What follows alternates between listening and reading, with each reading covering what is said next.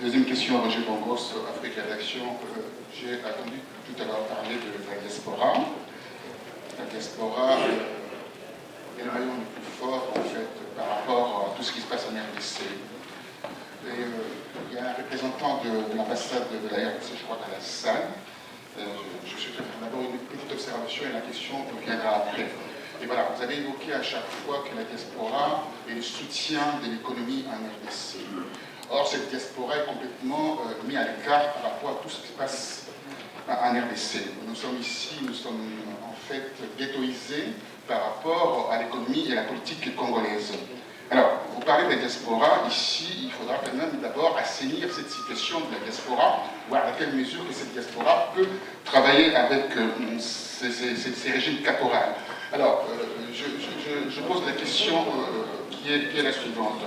Alors, comment se fait-il que toutes ces ONG fonctionnent en RDC et que le gouvernement de la RDC n'apporte pas leur rapport et que tout le monde fourmille dans la RDC comme si c'était dans un champ où on peut cueillir, on peut faire n'importe quoi. Donc c'est comme il y avait un non-État dans ces pays.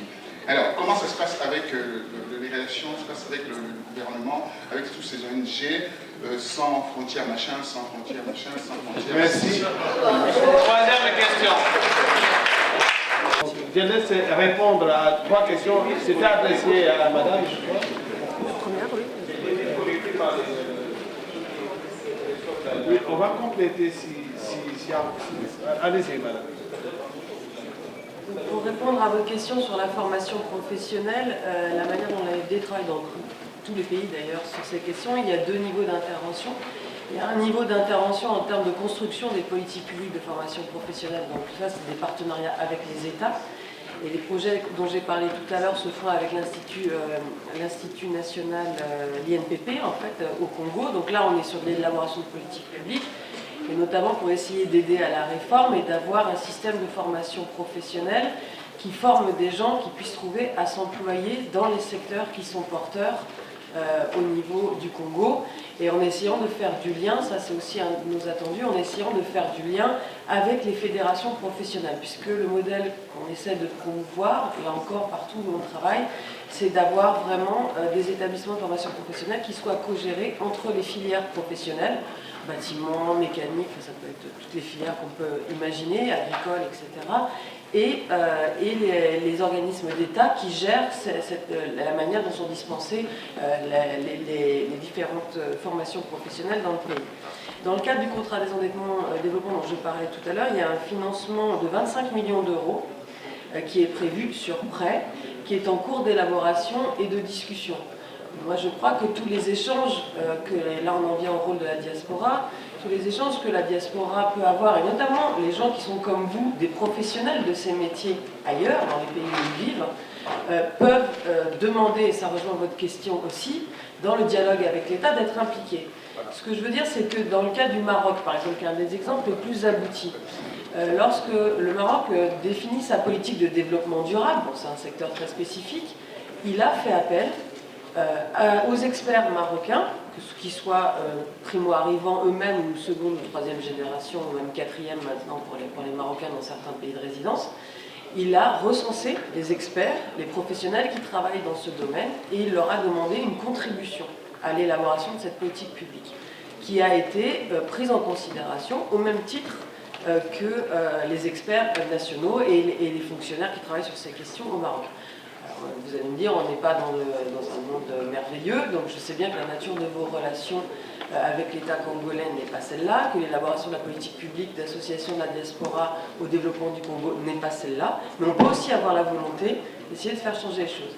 Par ailleurs, il y a d'autres programmes du PNUD et de l'ONU qui sont les programmes TOCTEN et MIDA, qui travaillent sur l'association d'un certain nombre de professionnels sur des missions de courte ou moyenne durée dans certains enseignements dans les pays d'origine. Alors c'est vrai que pour l'instant c'est surtout limité à des missions universitaires, et ça c'est le conservatisme habituel, ce qui ne veut pas dire qu'il ne puisse pas là encore y avoir un plaidoyer pour faire autre chose, puisque sur le Mali, c'est par exemple une demande qu'on avait faite dans un programme franco-malien, on l'avait fait au Sénégal aussi, d'avoir des professionnels de l'entreprise, de la diaspora, qui puissent intervenir dans des entreprises ou dans des enseignements en école de commerce, et même chose sur les filières professionnelles.